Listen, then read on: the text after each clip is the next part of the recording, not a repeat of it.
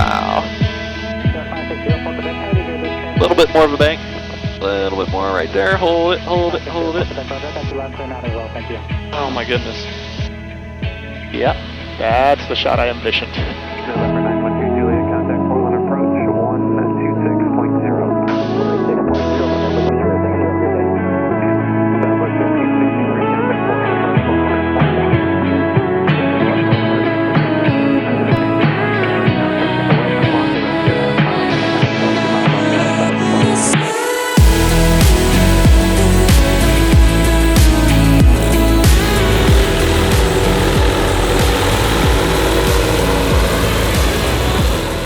we're about to get the plane loaded up here. We're at Aurora State Airport in Oregon. So the plan is we're gonna fly VFR down to Crater Lake, then probably do a couple of orbits around Crater Lake, which is somewhere that I've always wanted to go. Last time I was at the Klamath Falls Airport was probably 2014, 2015. It was way back there. But we're gonna circle Crater Lake first, then we have a rental car waiting for us, and we're gonna drive up to Crater Lake, explore the area, do some hiking, drive the perimeter road. Super excited to see it, and it should be a relatively easy day. So we're in the fall of 2020, and we should have kind of crappy weather here in Oregon. From what I hear, at least, it's usually kind of gray and cloudy and rainy this time of year, but we have totally looked out with a very high pressure system that is kind of dominating the area over the last week, and we've just had beautiful clear skies here. It's been absolutely amazing, and I'm super glad we spent 4 nights here in the Portland area. Such a beautiful place. Yeah, and I definitely want to bring the 172 back here.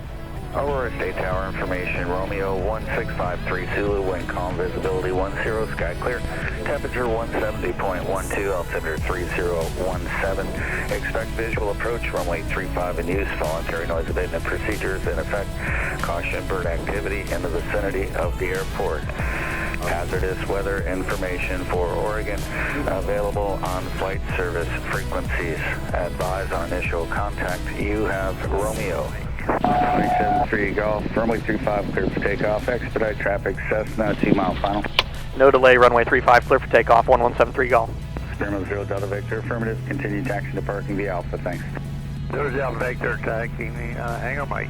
So 09 Lima traffic, Mooney departing prior to arrival. All right, we're clear for takeoff, and Aurora Tower, RV. he didn't tell us left or right turn. I'll ask him later. Not yet. I'll ask him. RV All right, today, runway 35. Aurora Tower, hold short of runway 35, landing traffic. Holding short, 8 Romeo Whiskey.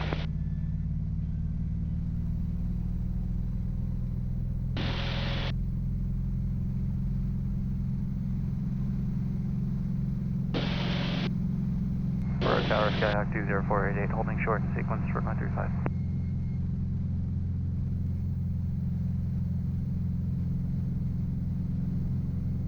RV8, correction, Cessna 2048, Aurora Tower, roger.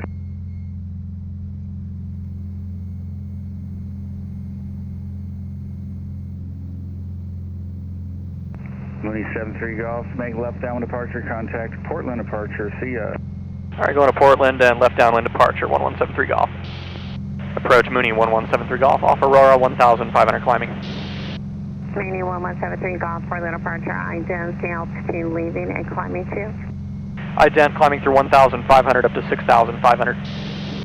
November 73 Golf, radar contact 1 mile west of Hills, correction, Aurora State Airport. Portland altimeter 301 is, and resume on navigation, altitude, I show you leaving 1700. Altitude checks 3018 on the altimeter, 73 Golf, thanks. Oh man, look at off your left shoulder. Yeah. I can totally see the rim of the crater now. Dude. 6966, copy, above 7000, cleared, let's approach our State Airport. Wow. That is gorgeous. Phone picture, please, when you get a chance. I know. A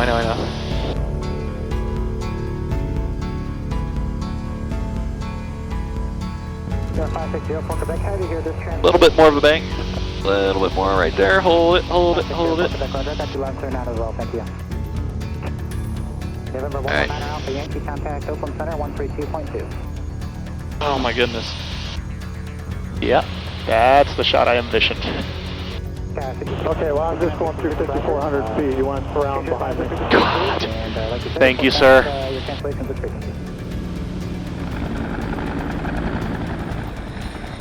We made a couple more laps around the caldera, then came into Klamath Falls Airport for a full stop landing. We spent the next day driving up into Crater Lake National Park, and we were met with some of the most breathtaking views on this trip.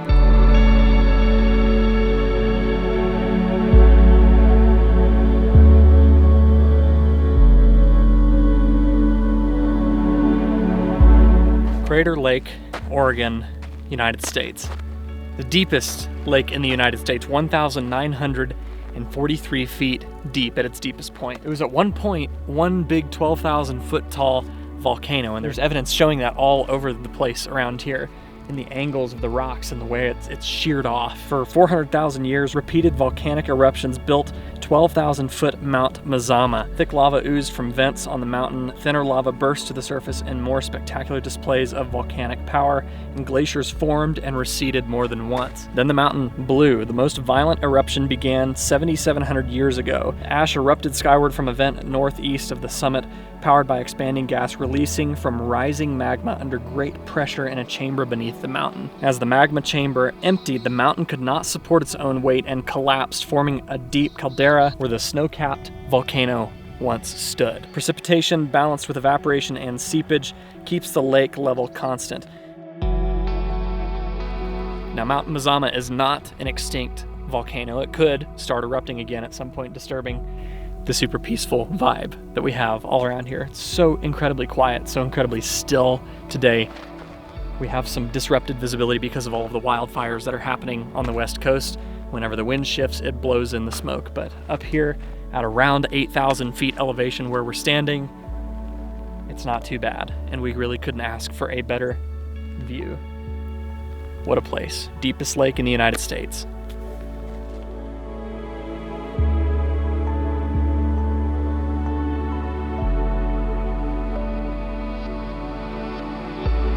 All right, we're all set up here at our little overlook, but I've got a camera set up way over there.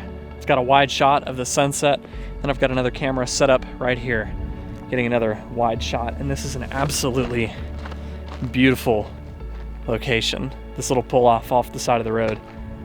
Super beautiful place. The water is just glassy smooth out there. And sunset is in 1 hour and 2 minutes. What a place to be. What a place to end the day, and what a place to end our experience on this trip in the state of Oregon. Such a gorgeous place.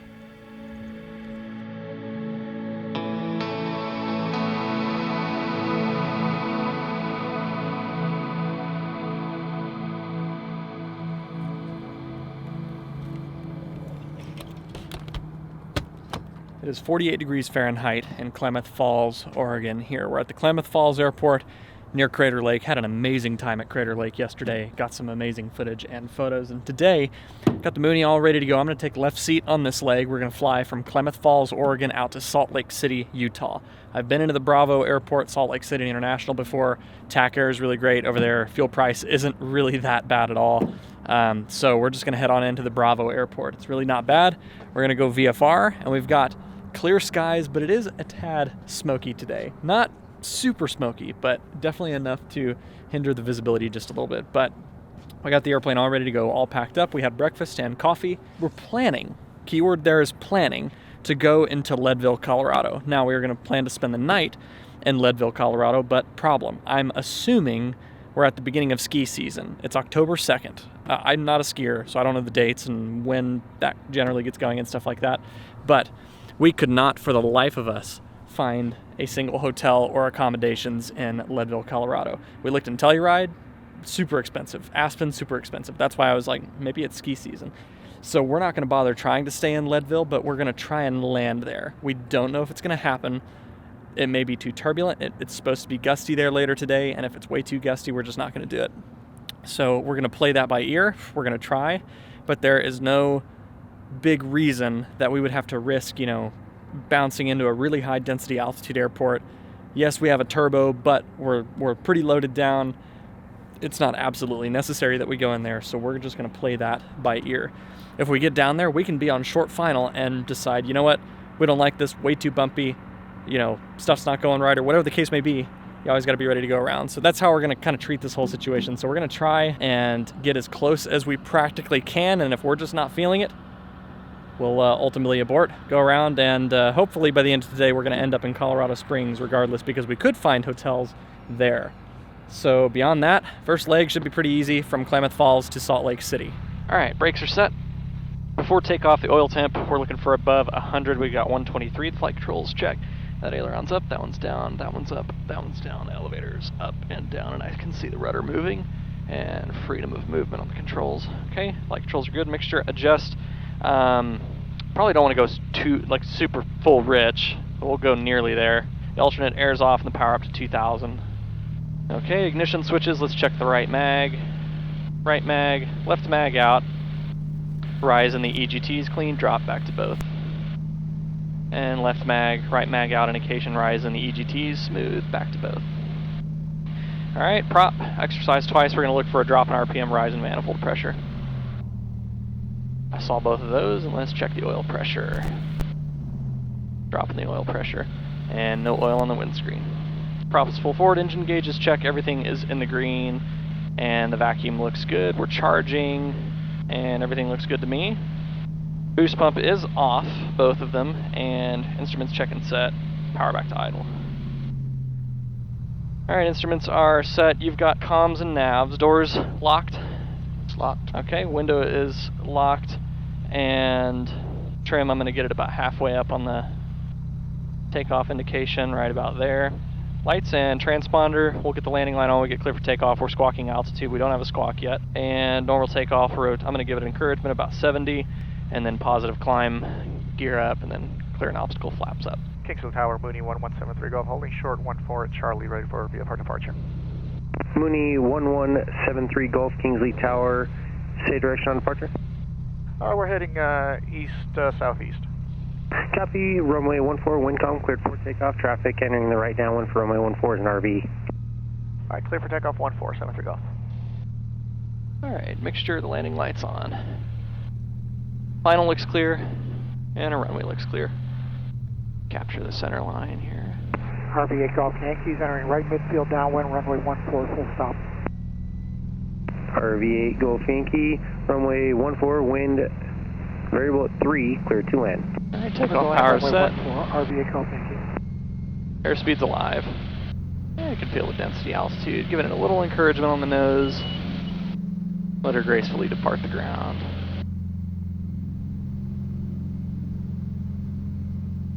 I see a positive rate of climb. Gears coming up.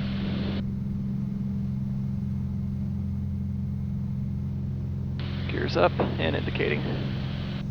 The climb checklist, prop and power. Prop is still set full, 40 inches on the manifold, and fuel pumps are off, en route climb 95 to 115. Climb checklist complete.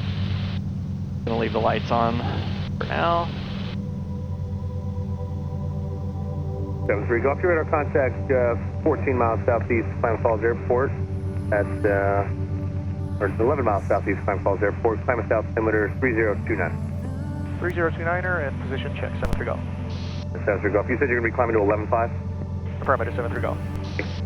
In spite of the smoke, it's a beautiful day. It is a beautiful day. It's so weird taking off 1-4 at Klamath Falls, like the mountains and the runway environment and stuff. I was like, I've totally taken off on this runway before. But it was a long time ago. 90 South Center. Roseburg altimeter is missing. I'm showing a couple hours old, but the Medford altimeter is 3020. Alright, 28 inches on the manifold, right at 2400 on the RPM. Turbine inlet is 1437 degrees, 11.4 gallons per hour. Going into the Salt Lake City Bravo. 675 is on full display. 675 good visual, Klamath Falls Airport. Good visual control display. Yeah, if they give us 3.5, that'd be good. Last time I had to land on 3.4 right. Salt Lake Delta 1455, flight level 34-3, climbing to 370. And last aircraft following, say again the call sign? Delta 1455, this frequency in there, return to your previous frequency, please. Roger.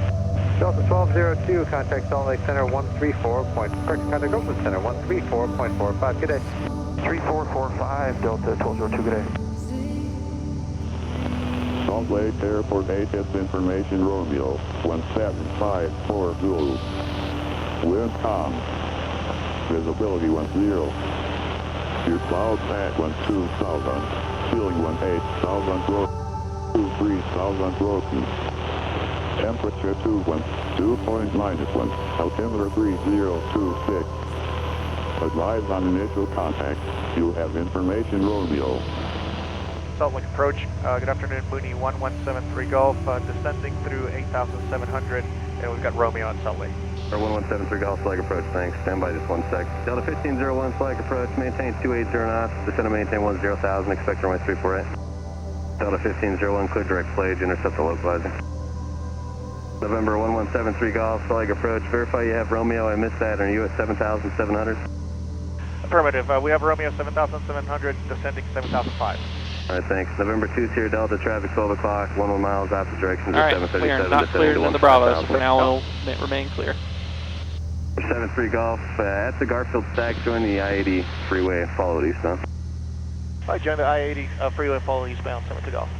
American 1006, At flag the approach, Garfield maintain stack. 10,000, expect runway 34 right, verify at a 16,000 with Romeo.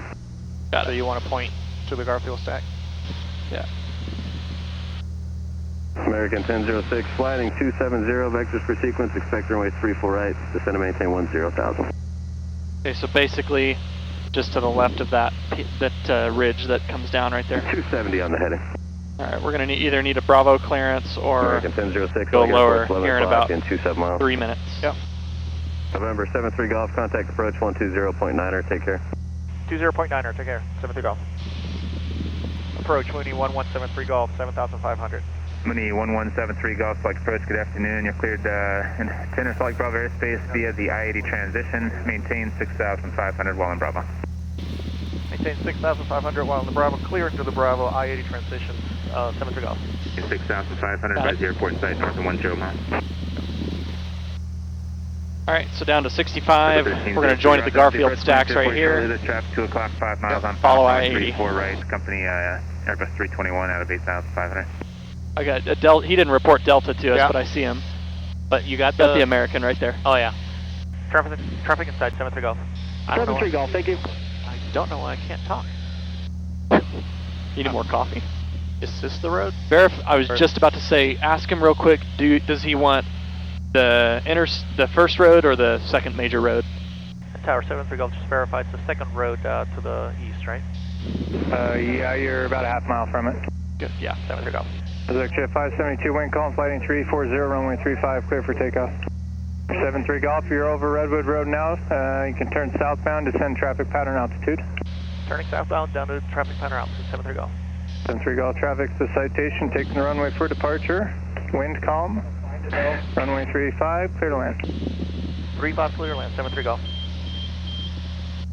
All right, we're below 132. Yep. Gear's coming down. Starlight Flight Tower, altimeter 3025. Felt a thud, gear down, the handles in the down position. Requested for departure southbound for Carbon County Airport. All right, approach and landing. Can you read that checklist for me? Just make sure we got everything. Approach and landing, okay. Seatbelts, Power flaps are closed. Yep. Make sure all front the full way. forward. Yep. Don't need the fuel pump. Fuel selector is on the fullest tank. Gear is down. Yes, it is. And gumps. All right, gear is down and indicated. Clear to land, runway 35. Yep. All right, the gear is down. Red, blue, green. The runway is clean. We're clear to land. I see a 35. Star 90 left flight Bravo airspace, resume appropriate VFR altitudes. Roger, Sterner.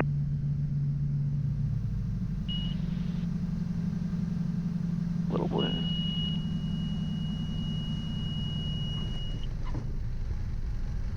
There we are. All right, welcome to Salt Lake. We're clear left and we're clear right.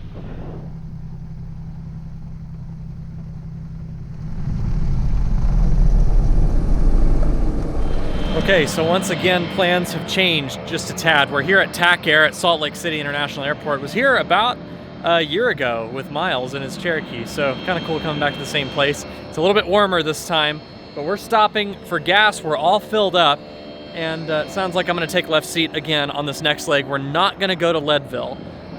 We are just a little bit too pressed for time. We're going to be pushing against sunset, especially if we're going to do a full stop at Leadville. You know, they give the pilot landing a certificate saying you landed at the highest airport. It's a cool experience, but I don't think we have time today. The winds are also reportedly pretty gusty up there in the valley where Leadville is. So our plan is to just take off out of Salt Lake City International. We're going to depart VFR, probably VFR to the south. Is that what we said? Yeah, VFR to the south. And then we'll do whatever clearance tells us to do and get up and over the mountains, climb to 15,500 feet. We're going to be on oxygen. And we're going to go up over the Rocky Mountains and come back down on the other side, descend into Colorado Springs, where we will spend the night. That positions us a little bit closer to Florida, so tomorrow we can just open up the throttle and head out to Florida, make a couple of fuel stops. One thing that I do love about coming into Salt Lake City, this is only my second time coming into Salt Lake City International Airport, but they are incredibly GA friendly. They had a VFR procedure for us to cross over the numbers of the field and then get on the other side, follow the Interstate South, and basically enter the pattern for the runway. And they work really hard to be able to work the small airplanes into here. And then, of course, FBOs like TAC Air are, I'm not obligated to say anything good about TAC Air here, but here at Salt Lake City, they've always given me really good customer service. So they're pretty awesome here. That's why we decided to come here, and the fuel price really isn't bad at all. So Salt Lake City International is a pretty GA friendly airport. My favorite whiskey distillery is right on the other side of the mountains, right over here, and it kind of pains me that we're making just a quick fuel stop, and I'm like, let's go do some whiskey tasting for the rest of the night. But we obviously don't have time for that. But we're gonna head over to Colorado Springs, 15,500 feet up and over the Rocky Mountains, and it should be a gorgeous, gorgeous flight. All right, I see a positive climb. Gears coming up. Gears up and locked, indicated. Mooney 7 Golf. Climb and maintain 6,500. 6,500, 7 Golf. Okay. Roll that power back in there, keep it coming. Over the I-15. Salt Lake Center, Mooney 1173 Golf, 10,800, climbing 15.5. We're on 73 Golf Mike, Salt Lake Center, Salt Lake Center 3021. 3021, 73 Golf. Yep, too windy for that jet to go into Aspen, and up here at Leadville, they're gusting up to 23, 13 gust 23. V20. And we can skip it. We can 5337, clear direct along. Abort that plan. We can come back another day. Come back when do it early morning. Yeah.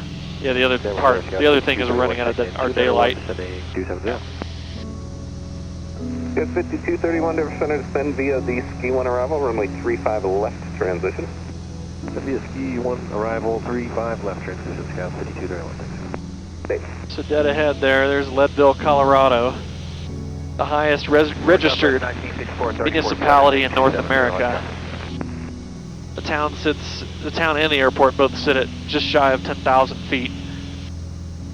ZJ 617, contact number center 135.12. 1173 Golf, contact Springs approach 124.0. 24.0, 73 Golf, good day.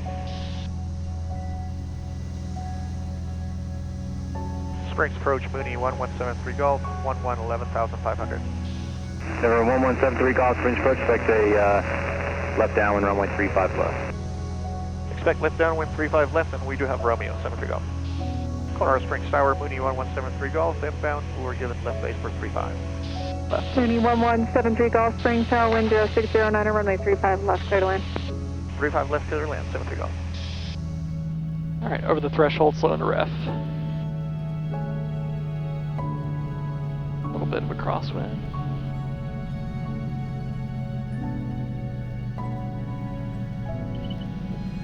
Springs Tower, Beach Jet 302 Tango Bravo. We'll be ready upon reaching Alpha 7. Hold that nose. Beach Jet 302 Tango Bravo, Springs Tower.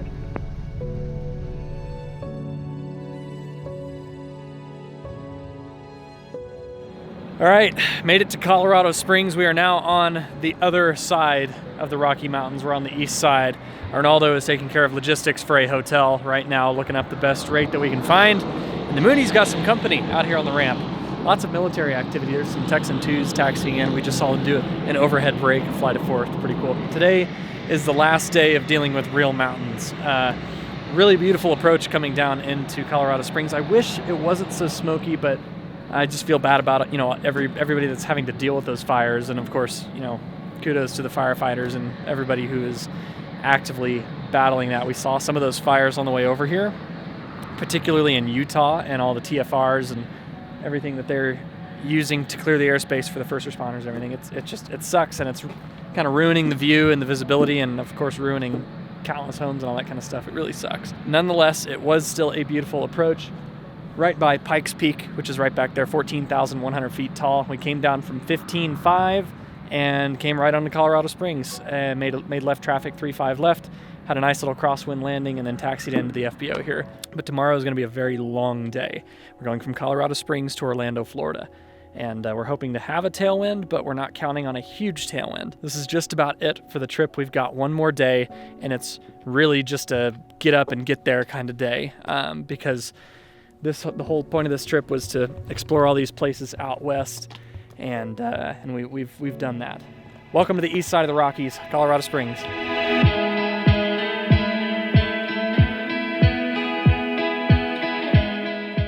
After 9 hours of straight and level cruising the next day, we began to see the lights of Orlando emerging on the horizon, and we shot a night instrument approach to landing in the rain to conclude this coast-to-coast trip. Up the Atlantic coast to New England, across the Midwest, into the mountains of Wyoming and Montana, across the Pacific Northwest to the Pacific Ocean, then all the way back to Florida. 2 weeks, 54 hours in the airplane, 7,000 nautical miles. And the most exciting thing is, I know we'll break that personal record again.